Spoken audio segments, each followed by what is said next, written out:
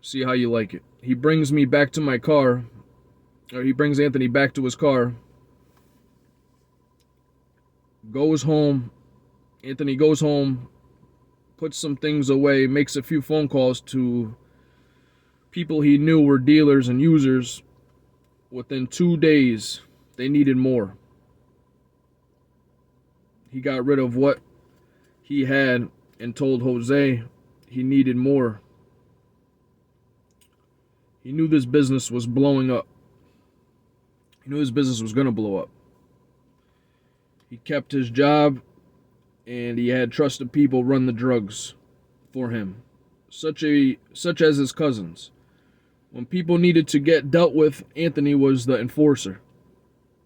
Such as owing money, dealers owing him, he would kidnap, beat them, chop off hands, fingers. Sorry, another car came by. Break bones, never killing though. He knew it would bring too much attention.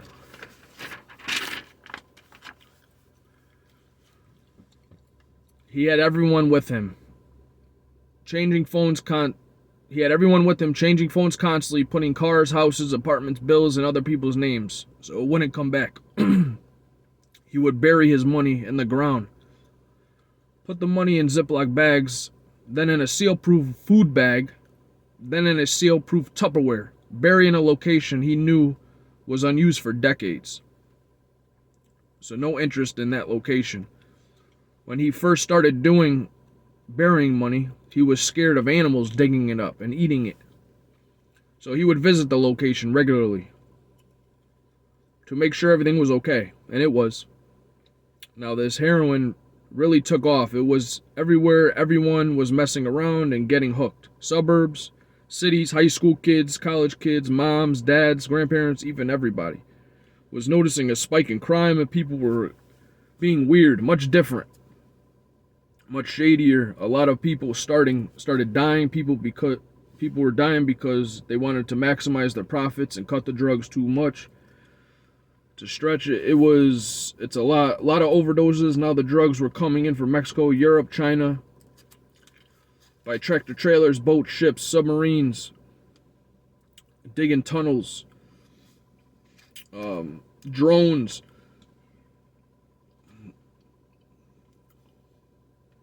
The only thing that separates America from Mexico, or the United States from Mexico, is the Rio Grande, a small river.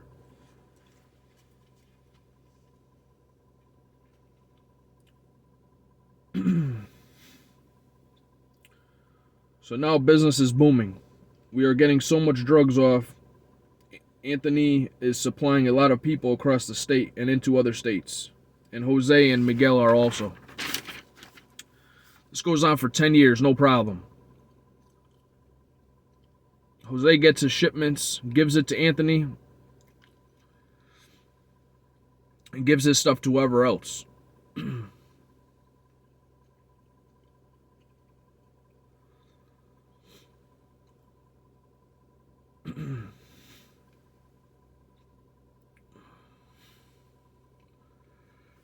This is run as a very strict business. Very, very organized. They run it very professionally. Chain of command and everything. Like the army. Anthony has money on hand in case of emergency or a problem. He wants to buy something like diamonds or gold, silver or platinum, which is his hobby. Cash gets annoying after a while. These things hold their value. Much better. And you don't have to ziplock them. Well, sometimes you do, I guess.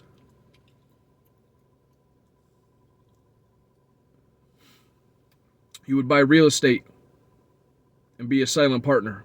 After a while on the news, you would hear of border problems, which has been an issue for years, nothing new, and a lot of drug-related deaths. He didn't like that. He didn't like the idea at all. But these people that are addicted to drugs don't stop. Somebody is going to give it to them. with him here or not. Figured it would be best to come from him because he knew his stuff wouldn't hurt anybody, pretty much kill anybody. He would never put something out that would kill. He doesn't like that, and it's bad for business. Even though the addicts want stuff that people overdose on, don't ask him why. It never made sense to him. He also noticed once you lock someone up, some of these top guys up, there's always somebody right there to take his place.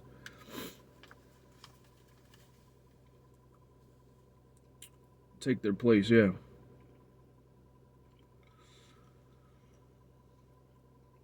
Kind of like in sports. You got somebody to take somebody's place right when they're hurt or they're out for a game, whatever. Jose and Miguel and Anthony took a trip to Cancun, Mexico. Beautiful beaches, women on the ocean, sand. There are fossils of huge animals in the sand, like a museum. If a wave knocks you over, you're gonna scrape your knees up on these fossils on the beach that are sculpted into animals. Something beautiful to see.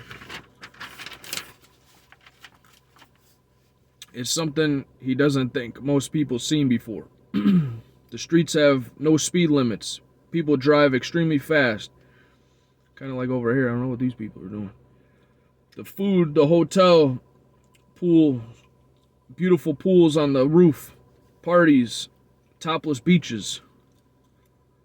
But of course, they meet up with Miguel's buddies and introduce Anthony as their friend.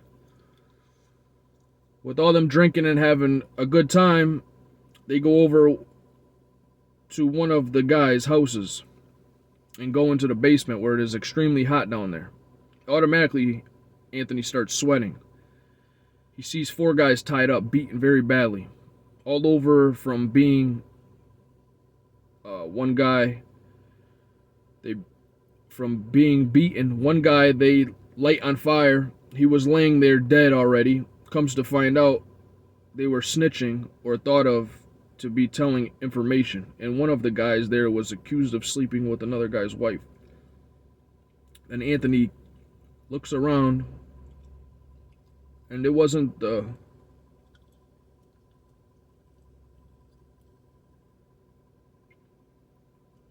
only that the Mexican heat that it was so hot there was inconsiderate, or there was an incinerator down there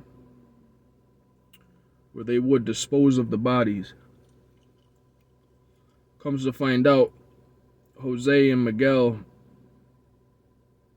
are Mexican mafia. Anthony is their friend. He makes connections down in Mexico, and also Jose and Miguel introduce him to connections in the States. These guys were some tough bastards, no joke. And they knew Anthony was no joke as well.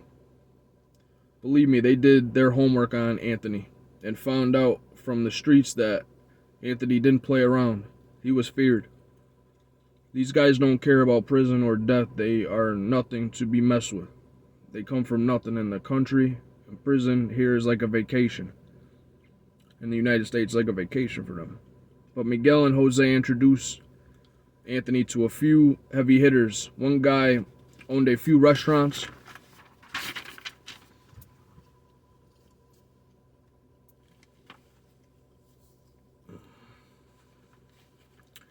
Another owned a trucking company for linens, like for hotels and restaurants, even hospital linens. Well, Jose ended up getting arrested by the DEA, and so did Miguel. They were arrested because some new guy they were dealing with was a rat. And to stay out of jail, they get a lighter sentence. He gave up Anthony's guys. Now in the meantime, Anthony waits for himself to get picked up, and he knows he was being watched, but he never got picked up. So now he had a choice to make: keep going with new connections, which kept bothering him, or watch that would keep bothering him or wash his hands with the whole business. He made enough to live off of forever. The only thing was, would the Mexican mafia let him? Would they let him live?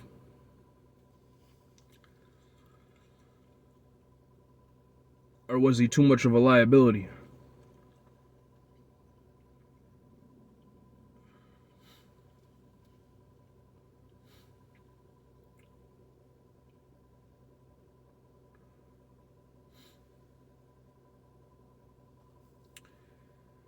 But he knew his guys, Jose and Miguel, would have his back, and he would get the blessings.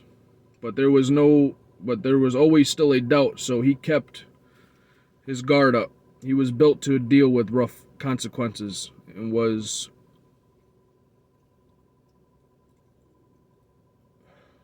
sorry guys, I keep losing it because I keep getting distracted over here. I apologize. Bear with me.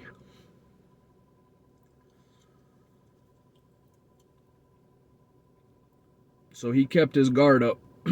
He was built to deal with these consequences.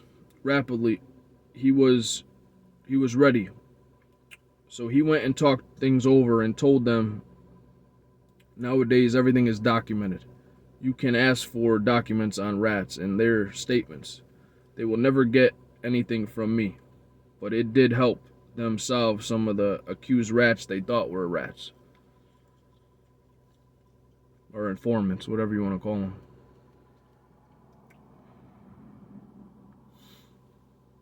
So he told Paco, the guy who was a boss, he owns the linen service. He said, I want to give you some money just to smooth things over, and I'll give you one of my best trusted guys to continue with the business instead of me. But if things go wrong, which they might, don't come at me. It's got nothing to do with me. I'm done. But he said you shouldn't have a problem. Everything should be fine. I wouldn't offer this guy if he wasn't credible.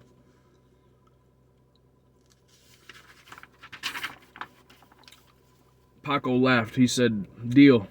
But your money is no good here. You sure you want to walk away? I know you love this, he says. Anthony said yes. It's time for a change, but I will keep in touch with you for sure. I want to make sure everything is good. With not only you and my cousin, whose name was Marco, but with Jose and Miguel. He says, of course. Everything goes accordingly with Marco and Paco. They are happy. Jose and Miguel got deported to Mexico, where they are living like kings. Not in jail because of their connections. When they got deported, they got right out. So they were fine. And I'm happy for them. Or Anthony was happy for them.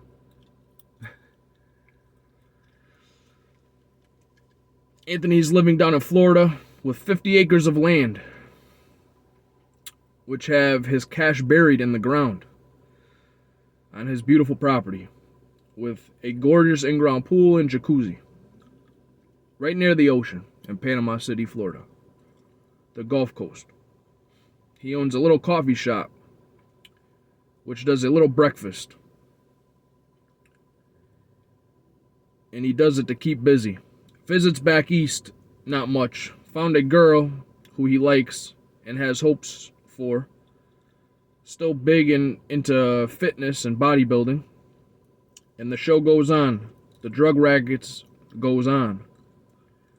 He's very lucky, and he feels blessed. Anthony's grandparents are gone. His father overcame drugs, but his mother never did. That's the end of that. Thank you for bearing with me. I'm sorry about that. I had a lot of distractions over here. I hope you could really look at where I was trying to get with this story and understand that, like I said, it was based on a true story, but understand of how things go and what's going on and what continues to go on. And I just hope you could envision it. And I know if this, I know this would be a unbelievable TV show and movie. I got more than this that I've written down. I just did a rough draft for you guys to see, pretty much of what it is. That which is pretty much of what it is, but I got more in depth of these stories that obviously if it goes to TV or movies or whatnot, and even in the writing in the books, that there's more to these stories than just what I just gave to you. But I do appreciate you watching. Thank you very much. And I'll say it again. I keep repeating myself. I hope you liked it. God bless.